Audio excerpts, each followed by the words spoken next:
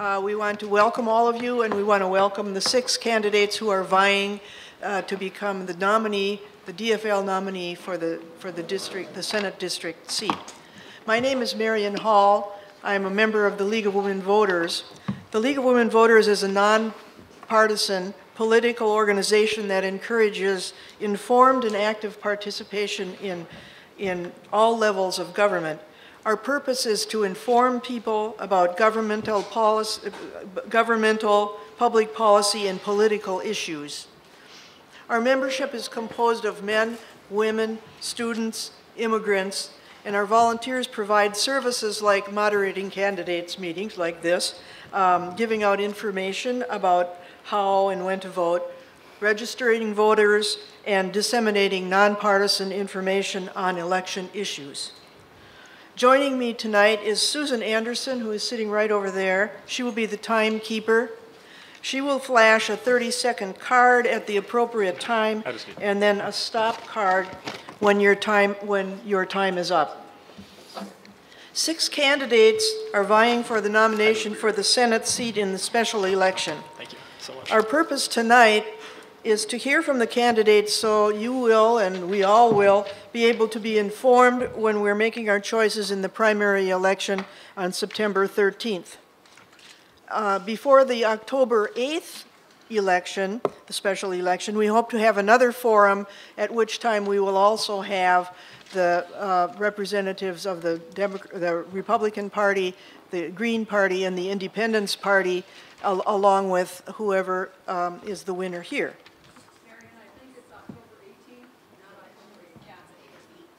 October 18th, I'm sorry. Okay. The next 2 questions are about jobs, and we will start with Mr. Warfa, please. The 2 questions are, how would you help small businesses in the area? And the other one is, how will you ensure that minorities and women would be hired in small business participation in the LRT construction? My favorite subject, jobs.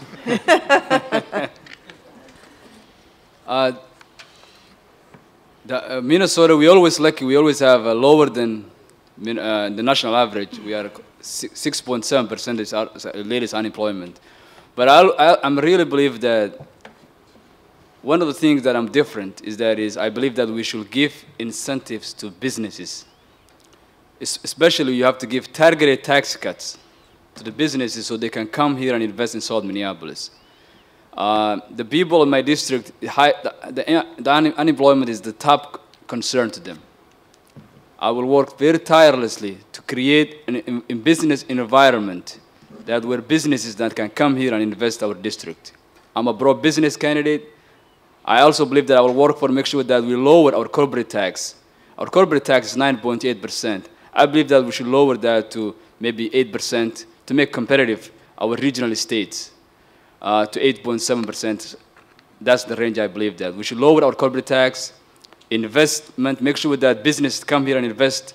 And also, we have to make sure that small businesses, we have to make them available to loans through the Small Business Administration SBA programs. And also the other question about the LRT program for making sure that women and minority have a share. Yes, I will support that. We have to make sure that we have equity when it comes to state jobs. That's what I will work for. Okay. Thank you. Ms. Matika. Yeah, jobs. Small businesses in this country are not able to compete because of 2 things. 1, technical assistance and low interest loans. I think that's what I will do. As your senator, I will make sure that small businesses succeed by having the DBA programs, provide technical assistance and certification programs so that small businesses not only can compete on the bigger projects, but also has the technical assistance to do what they need to do. I was a member of the Economic Development Task Force that was appointed by Governor Perpich when the Mall of America was created. So I have an experience of what it means to work with LRT construction, ensuring that minorities and women are active participants in any and all of the projects, either as a contractor or subcontractors. So I will work on making sure that jobs are distributed equitably to the people, especially women and minorities. Well, I think the biggest thing we have to address is supporting small businesses is difficult right now in this economic climate that we have, and unless we address demand issues in our economy, small businesses are going to struggle to succeed as it is right now. We really need to invest on the state level back into our state to create that demand so small businesses can succeed. Otherwise, we're just kind of going around in circles again.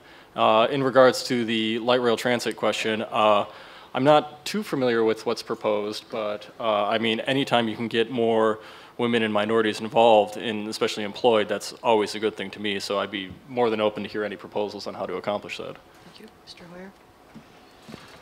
Well, with thinking with small business, the biggest disadvantage small businesses have in regards to being profitable is big box competitors. And so we need to look at ways to raise their competitive ability.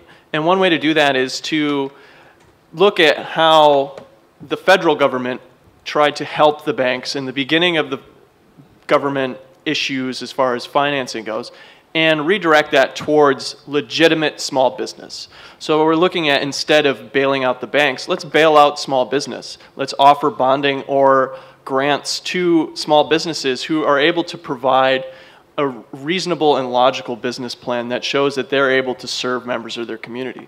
And we have a great opportunity with the Central Corridor going into St. Paul. It goes down University Avenue, which isn't exactly the most vibrant business sector in some sections, and we can incentivize businesses to move into that area and provide them with the assistance to be able to start up in an area that's going to be thriving in a matter of months. Thank you. Governor Dayton held an economic summit in North Minneapolis in March, and quite recently provided $200,000 to the tornado-ravaged people of North Minneapolis. This is District 61. We have an economic crisis in District 61 as well. I challenge Representative Hayden to ask, where is the $200,000 for South Minneapolis? Our brothers and sisters in North Minneapolis deserve that, but we need to know where that $200,000 is for our business enterprises in South Minneapolis. As far as the minority and women in the set-asides, I again challenge Representative Hayden and all of the other members of the legislature to ask why, of the $68 million in Department of Transportation funds coming into the state of Minnesota in the last 6 months, why did disadvantaged business enterprises for black Minnesotans total $715, not $715,000, $715, and it's not much better for women and other minorities. Thank you. I think we need to keep our remarks down to the time limit. Okay, Mr. Hayden, please. Well, one of the things, I guess there's two questions on the table, but to speak to your question, the moderator, I think one of the things that we have to continue to do is work as hard as we can, working with DEED to develop not only small business loans, but microloans. Lake Street, the Mercado El Centro, the Midtown Exchange, all came from very, very small immigrant businesses that got very small amounts of money so that they can continue to grow. And that is what has made Lake Street become the vibrant economic corridor that it is today. To kind of address Ms. Will's comments, so yeah, Representative Champion and I invited Governor Dayton to come to disadvantaged communities to talk about the issue of economic development. And so though it was held in North Minneapolis, it was for everyone in the Twin Cities that fit the bill. And the $200,000 that came to the North Side, or NEON is the organization, is money that is available to everyone if they have a business need. It is available to North Minneapolitans and South Minneapolitans. One of the things that I pride myself on, if I may, since she asked the question, is that we worked awfully hard on not dividing our city. is to coming together and working together. People that live in 61 today, live in 58 next week, and live in St. Paul in the week after that. I just wanted to be able to address those issues. Thank you, all of you. Now it's time that we give the last statement. This is the chance for candidates to tell us who they are and why they're different from everyone else. You will have a closing statement of 1 minute. Make sure that you adhere to the time because we don't have too much time left. We started with Mr. Warfa before, so we're going to do the inverse. Mr. Hayden is first for this time. Well, first of all, thank you once again, the League of Women Voters, for having this fantastic conversation about the future of our district. Once again, my name is Representative Jeff Hayden, and I want to make sure that I ask everyone for their support and their vote. If you want to continue working hard on transforming our healthcare system with the single-payer healthcare bill that I've authored, then you will vote for me. If you want to continue to find innovative solutions on how everyone in our district gets an opportunity to live the American dream, then I'm the person that you should vote for. If you want a hard-working and proven leader, a native Minneapolitan, a person that has grown up in this district, a person that has lived a long and what I would say good life in Minneapolis, whose parents have lived here, have lived in this district, then I'm the person that you would vote for. So once again, vote on September 13th for Jeff Hayden. Thank you. All right, Paulette Will is next. Thanks once again for coming this evening to listen to all of us. This is a district rich in talent, and I think it's really important for us to take a deep breath, take a measure of all of the candidates, evaluate all of the rich talent. I don't intend to spend another generation in this seat, but when I am in this seat, I will be an active facilitator. I not only will take new legislation to St. Paul, I want you to all know that I will conduct listening forums both through the legislative session and afterwards. And one important, really critical piece of legislation is we need to amend the rent credit bill, because I don't know how many seniors understand this, but if you apply for your rent credit and you pass away before your check is received, if you are not married and you do not have a spouse, the state of Minnesota will claim that rent credit. That has got to change. I will be a proactive legislator. I will introduce legislation. I will make sure that that gets passed. I'm not waiting to hear the horror stories. Okay. Christian Hoyer is next, please. Once again, I'd like to thank the League of Women Voters for putting this forum on. It's a great opportunity for all of us to reach out to the individuals that are not only filling this room, but to everyone listening on the KFAI broadcast. I separate myself from these candidates in that I specialize in creative solutions on a daily basis. I work for large companies, small companies. They come to me with vague ideas and they don't necessarily know what they want. It's my job to make sure that they get what they want and they're able to be successful through my work. I want to do the same thing for everyone who lives in the 61st District. Throughout my campaign, I've been interfacing and interacting with people on a daily basis and listening to what it is that concerns them.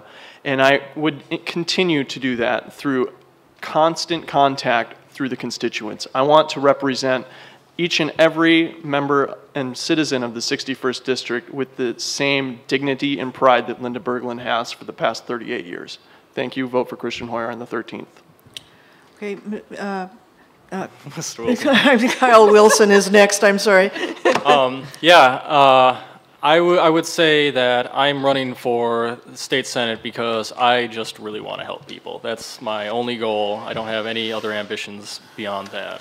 And if you believe in reinvesting in our state and actually making it great again, then I would say vote for me. If you believe in cycling infrastructure and increasing our cycling infrastructure, I would say vote for me.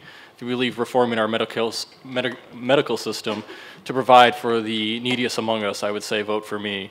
And the biggest thing I would say is just vote no matter what. And if you're not, and get your friends to vote, because there's not going to be a lot of turnout, and we got to show that our democracy in South Minneapolis is actually strong. Thank you. Elsa Batika. Thank you. Thank you again for everyone to spend the night with us here and listening here instead of being outside on this beautiful night. My name again is Elsa Batika, and I'm running for State Senate. I will be your active, passionate representative. I've been a community worker in this community organizer in this district for over 30 years. I'm a coalition builder. I've served in several task forces. My multi-sectoral leadership experience have prepared me to face not only different ideas and perspective, but also different solutions and coming together on a consensus way of making a decision. Do we really need to have another special election? Or should we just vote a new, fresh ideas, a new political leader that can walk into the position, and me, as with that great ideas, I'll be ready to govern instead of campaigning one more time. So I think it is very important to remember that this special election is costing us. So we need only one special election. Vote me, and we're done. Sadiq Warfa, please. Thank you again for the League of Women Voters for hosting this candidate forum. And I also would like to thank the media, the Mogadishu Times, the KFAI, and the audience. My friends, on September 13, 2011, we are going to have a historic special primary election for DFL. My name is, again, I'm Sadiq Warfa. I'm running because, as I said, I care about the future and the direction of our state. I am not a career politician. I am somebody who gets the job done, who will work for you, not in a special interest. And I'm asking you your support on September 13, 2011. This is the issues that I care and I will do the most to make sure that jobs, jobs, and jobs, this will be my top priority. I will work the other side of the aisle with the governor to make sure that businesses come here, our district, and invest. I'm a pro-business candidate. I believe that jobs will be top priority. Second, I also believe that we need to reform our education. We need to make sure that our children receive the world-class of education. I also believe that we need to expand our healthcare system. On September 13, 2011, I'm asking you your vote. Thank you very much.